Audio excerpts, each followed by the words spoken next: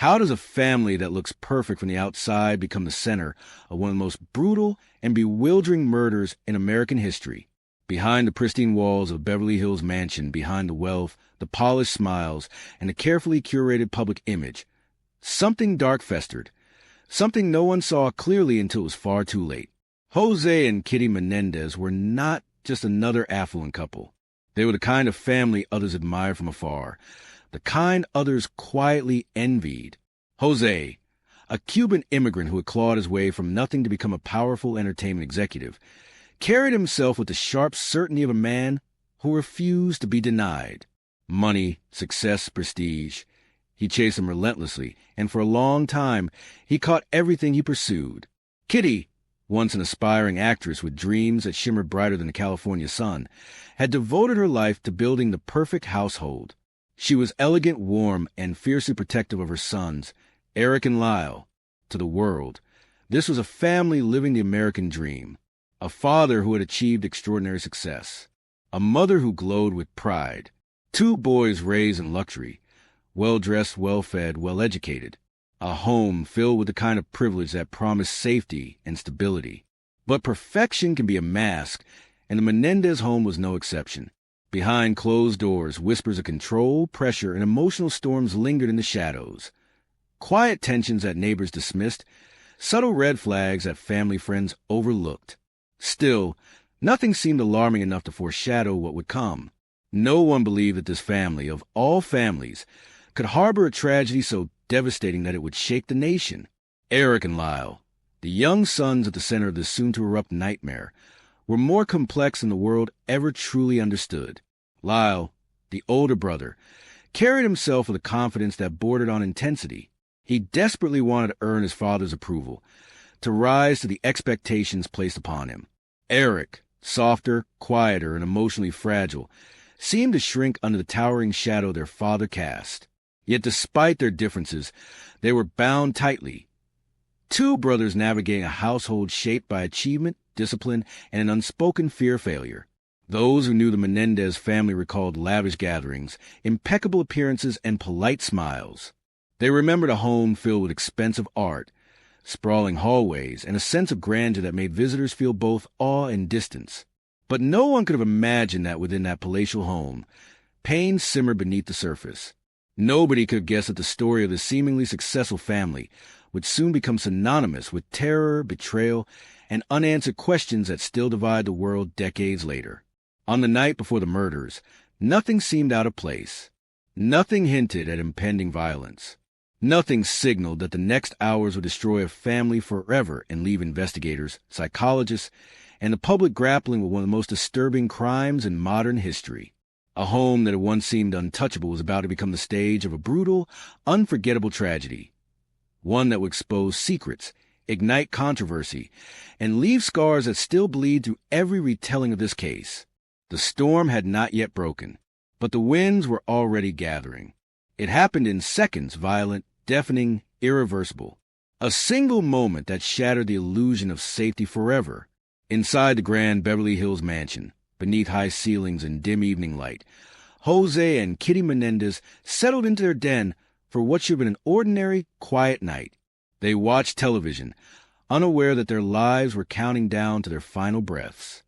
Then, without hesitation, the silence was ripped apart. A thunderous blast tore through the room, the kind of sound that doesn't just echo but violently invades the air. The first shotgun blast struck José with brutal force, his body jolting forward as the pellets tore through flesh and bone. There was no chance to react, no chance to speak. He was hit again, and again, each shot carrying a level of rage and intensity that left investigators horrified when they later pieced the scene together. His body crumpled, lifeless, collapsing into a twisted position that no human should ever meet in death. Kitty screamed, a sound described by experts as the kind that comes from the deepest core of human fear. She scrambled off the couch, slipping in panic, trying desperately to crawl towards safety, toward the hallway, toward anything that might spare her. But terror moves faster than survival. The shotgun blasts followed her, each one ripping into her with devastating, unrelenting force. The impact disfigured her face, tore through her body and left her almost unrecognizable. She fought until her strength dissolved under the violence raining down on her. By the time the shooting stopped, the room was transformed into a scene of pure carnage. Blood soaked the carpet. It wasn't just a killing. It was execution-level brutality. The sheer number of shots, the close range, the devastating injuries, everything pointed to rage, to intent, and to a level of emotional darkness that surpassed even the most typical acts of domestic violence. The killers had kept firing long after the victims were already incapacitated. This wasn't a single moment of uncontrolled panic. It was methodical. It was deliberate. It was intimate. And yet, minutes after the slaughter, a frantic 911 call pierced the night. A trembling voice cried out that someone had killed my parents. The words breaking as fear, or something like fear, tremored through each syllable. When officers arrived, they found the brothers outside the mansion, distressed, shaking, desperate to appear devastated. The scene was chaotic. Police initially suspected a mob hit or a burglary gone wrong, a theory supported by the gruesomeness of the killings and the family's wealth. But despite the theatrics, something felt off. Something about the overly emotional display. Something about the inconsistencies in their stories. Something about the strange mix of panic and performance hanging in the air. Yet at that moment, no one could pinpoint the truth. No one could imagine that the very people screaming for help had been inside that same room only minutes earlier, standing over the lifeless bodies of their own parents. The crime scene was sealed off, evidence collected, photographs taken, every detail recorded. But despite the meticulous documentation, shock clung to every investigator who stepped inside that den. Even seasoned officers, hardened by years of witnessing human brutality, were shaken by what they saw. The Menendez home had become a slaughterhouse. A place once filled with wealth and privilege now reeked of blood, grief, and unanswered questions. And somewhere within that chaos, somewhere behind the hysteria and broken sobs, lay the first quiet hints that this crime was far more twisted than anyone dared to believe. In the hours that followed the murders, the Menendez brothers clung tightly to their story. A story of terror, a mysterious intruder, of a family targeted without warning. At first, people believed them. How could two young men, barely adults, possibly carry out an execution so brutal, so cold, so calculated? Their tears flowed freely. Their voices trembled. Their grief seemed raw, almost too raw, as if shock had swallowed them whole. But beneath the trembling facade, something subtle began to shift. Detectives noticed the first cracks almost immediately. The brothers' reactions didn't align with the crime scene. Their sobs came in waves, loud, exaggerated, oddly theatrical. Their retelling of the night felt rehearsed, the details strangely imprecise. Their timeline wavered. Their explanations dissolved under gentle questioning. They mourned loudly, but not necessarily convincingly. Still, no one wanted to believe these boys could have done it. So investigators searched for an outside threat. Gang retaliation, a business enemy, a jealous associate. But as forensic teams combed to the mansion, something became unavoidable. Nothing supported the story of a break-in. No signs of forced entry. No footprints from an intruder. No stolen valuables. Not a single disturbed room outside the den. The home looked untouched. Untouched except for the space where 2 lives were annihilated. And then came the spending. Within days of the murders, Lyle and Erik began buying everything their wealth could reach. Luxury cars, designer clothes, exotic vacations, expensive watches. Thousands turned to hundreds of thousands. Their bank accounts moved like open arteries bleeding money. Their sudden, reckless spree caught the attention of detectives. Who spend like that after their parents are murdered? Who replaces grief with indulgence? Then came the whispers, rumors that the brothers had seemed oddly relieved in the days following the killings. Friends noticed a strange lightness in their demeanor, in the absence of their father's relentless expectations and their mother's emotional volatility. The boys appeared untethered, almost free.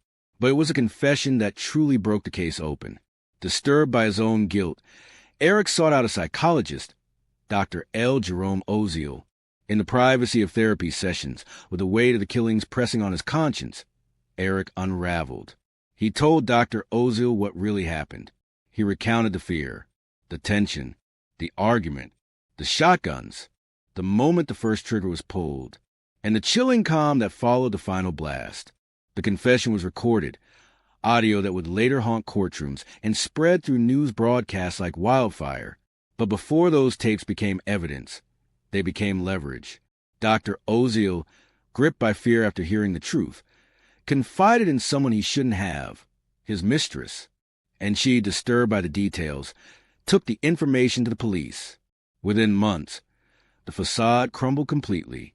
Lyle was arrested first, taken into custody while investigators scrambled to secure evidence. Erik fled to Israel for a time, gripped by panic, but eventually returned and surrendered. As the world watched in shock, the narrative shifted entirely. From grieving sons to prime suspects, from victims of tragedy to orchestrators of it. And still, beneath the surface of the headlines and accusations, a darker question lingered. What drove them? Why would two sons slaughter their own parents with such brutality? The answers would soon divide the world. But for investigators, one truth had already become clear. The intruder story was a lie. The performance was over. And the real story, twisted, painful, and drenched in decades of buried secrets, was about to explode into the open. When the truth finally emerged, it did not come as a whisper. It came as a rupture, violent, shocking, and far more disturbing than investigators had imagined. The confession Erik Menendez spilled in that therapist's office was not merely an admission of guilt. It was the unveiling of a world hidden behind polished family portraits and manicured lawns. What he described was a household built on fear, domination, and trauma, a place where shadows ruled long before blood ever stained the carpet. According to Erik's confession, the Menendez home had never been the paradise the public believed it to be. For years, the boys claimed their father, José, held absolute control over the household. They spoke of emotional demands so relentless they bordered on cruelty. And then came the darkest claim of all. Allegations of long-term sexual abuse, manipulation, and threats that kept them living in a state of constant terror. These revelations were staggering, horrifying, not just because of their content, but because they painted an entirely different picture of the family the world thought it knew. Erik described how their lives were governed not by love, but by fear. Fear of disappointing their father, fear of punishment, fear of secrets being exposed. He told Dr. Oziel that the tension in the home had been escalating for years, and by the summer of 1989, it reached a breaking point. He confided that he believed their father was preparing to exert even more control, tightening the emotional and psychological grip he held over them. In Erik's retelling, the brothers didn't simply snap. They panicked. They believed that what they had endured for years was about to escalate into something they could no longer survive. But even as Erik painted a picture of terror and desperation, investigators grappled with a haunting contradiction. The methodical nature of the killings, the shotguns purchased days before, the cartridges, the strategy, the sheer number of shots fired. Nothing about the crime suggested panic. It suggested preparation, deliberate, conscious planning. This duality, fear versus intent, confused even seasoned experts. Psychologists who studied the case offered conflicting interpretations. Some argued that prolonged emotional and sexual trauma could push victims into extreme survival responses that look calculated but are rooted in overwhelming fear. They suggested the killings might have been the final eruption of years of suppressed terror. Others rejected this explanation entirely. They viewed the murders as cold, selfish, financially motivated, an attempt by two entitled sons to escape their father's strict control and inherit his fortune. The tapes recorded by Dr. Oziel added another layer of complexity. In them, Erik's voice trembled with guilt, fear, and emotional turmoil. He spoke not like a hardened killer, but like a terrified child reliving trauma he never understood how to process. Yet Lyle's tone was different, steadier, angrier, more controlled. Some experts saw this contrast as evidence that one brother was emotionally broken while the other was driven by dominance or fury. Others believed the differences simply reflected the distinct personalities shaped by the same volatile household. Still, another chilling possibility lingered beneath every analysis. What if both things were true? What if the brothers had indeed been abused, traumatized, and terrified, yet still chose to channel that trauma into an act of absolute destruction. When investigators replayed those recordings, they did not hear a single motive. They heard layers: desperation, resentment, fear, rage, grief, confusion, woven together so tightly that separating truth from trauma felt nearly impossible. As the confession circulated through the justice system and the media, the public's reaction fractured. Some saw the brothers as monsters. Others saw them as victims pushed to a psychological brink. And the more the details emerged, the more the lines between right and wrong blurred, twisting the case into one of the most emotionally complicated parasites a country had ever witnessed. Yet, for all the theories and contradictions, one chilling truth remained constant: a family destroyed, two brothers broken, and a confession that would ignite one of the most explosive trials in American history. When the Menendez brothers walked into the courtroom for the first time, the world watched with a mixture of morbid curiosity and disbelief. Two young men, well-groomed, soft-spoken, dressed in muted suits, stood accused of one of the most brutal parricides in American history. And as the trial unfolded, it became clear that this was no ordinary murder case. This was a psychological battlefield, a clash between two opposing narratives so powerful that the nation split itself into camps, each side certain the other was blind.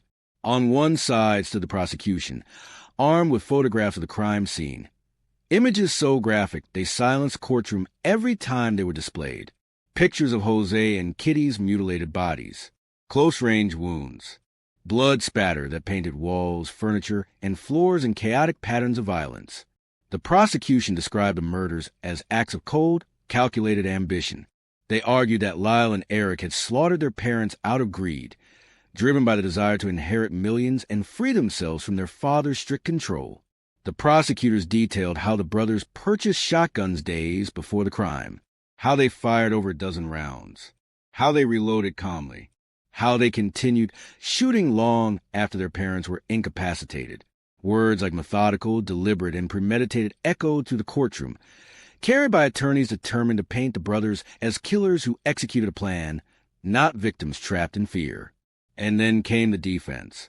They presented a different world entirely, a world filled with whispered threats, hidden bruises, emotional torment, and intimate violations that left the courtroom frozen in stunned silence. Day by day, testimony peeled back the layers of the Menendez family's private life. The brothers described years of sexual abuse at the hands of their father, threats of harm, a mother who they claimed knew but turned away, trapped in her own storm of emotional instability, fear, and denial. The courtroom shifted into something raw, uncomfortable, and deeply human. Erik's voice broke repeatedly as he spoke of humiliation, terror, and the unbearable weight of silence he carried as a child. His words trembled. His hands shook. Lyle, by contrast, spoke with controlled anger, recalling moments he claimed were burned into his memory. Together, they painted a portrait of a home where survival felt uncertain and loyalty was enforced through fear. Psychological experts took the stand, trying to make sense of the chaos. Some argued that prolonged abuse can warp the mind, trapping victims in cycles of terror, where extreme actions feel like the only escape. They suggested the brothers acted out of fear, a belief that their father was preparing to reassert control and intensify the abuse. Others rejected this entirely, arguing that the timing, planning, and explosive violence ruled out any notion of self-defense. They insisted that no matter what trauma the brothers claimed to have endured, nothing justified the sheer brutality inflicted on their parents. As testimony dragged on, the courtroom became a mirror reflecting society's deepest fractures. Some saw Erik and Lyle as victims who finally snapped under unbearable pressure.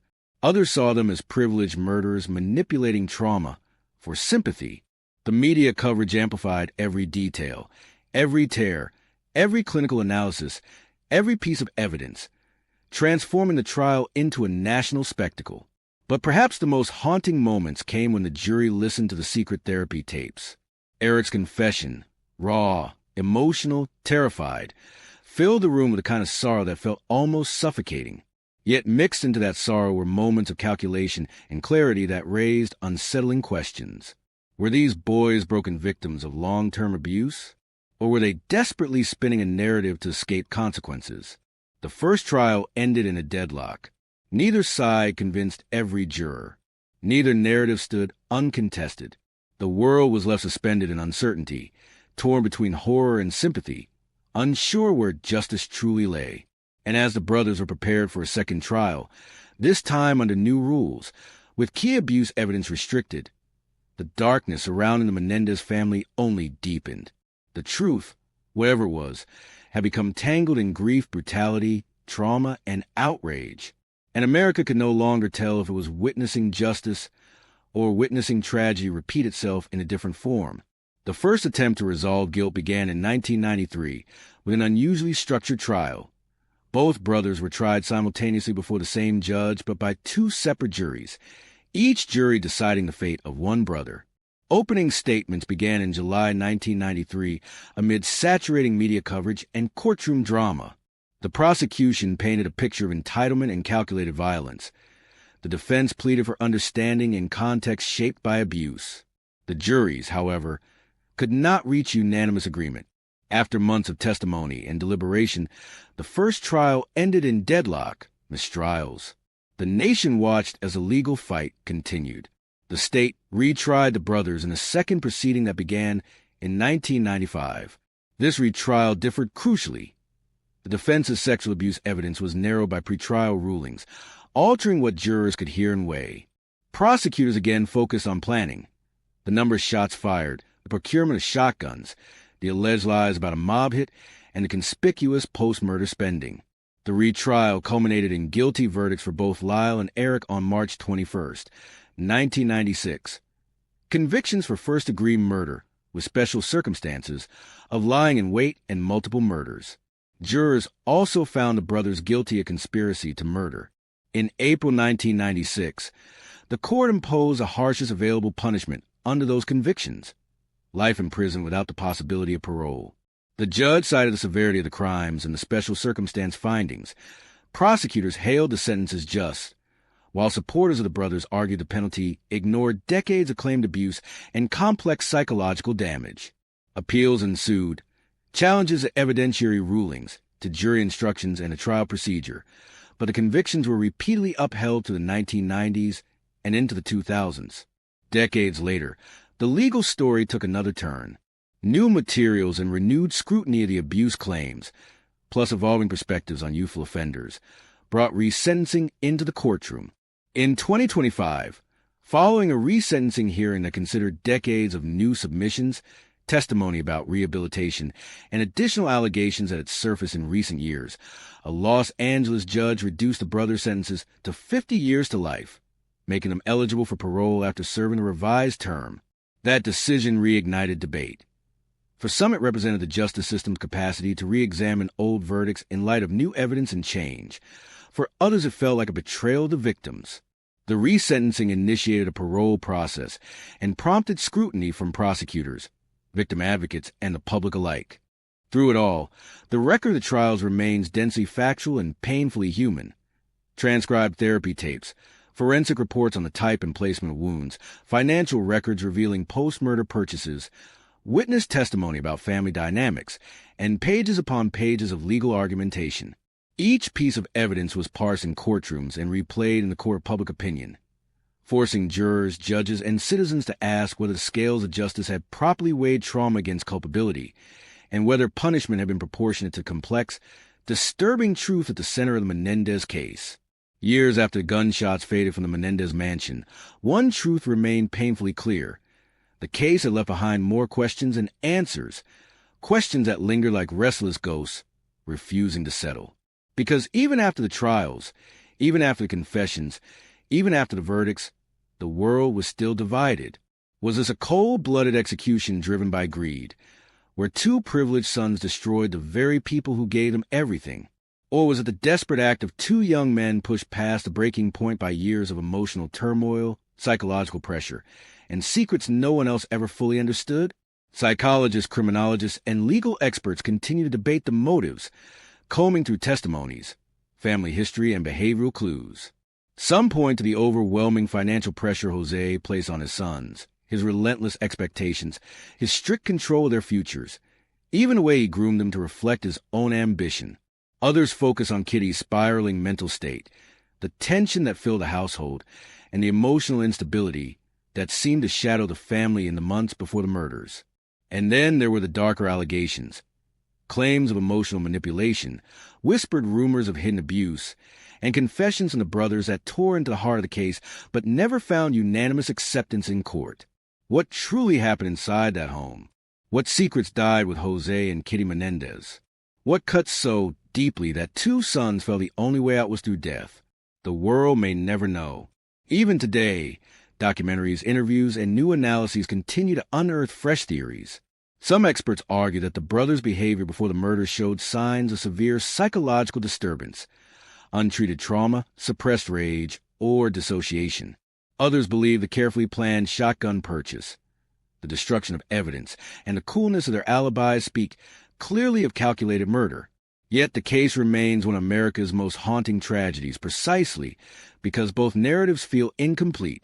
The Menendez brothers' story forces us to confront uncomfortable truths about family, privilege, pressure, and the invisible battles that can erupt behind sealed doors.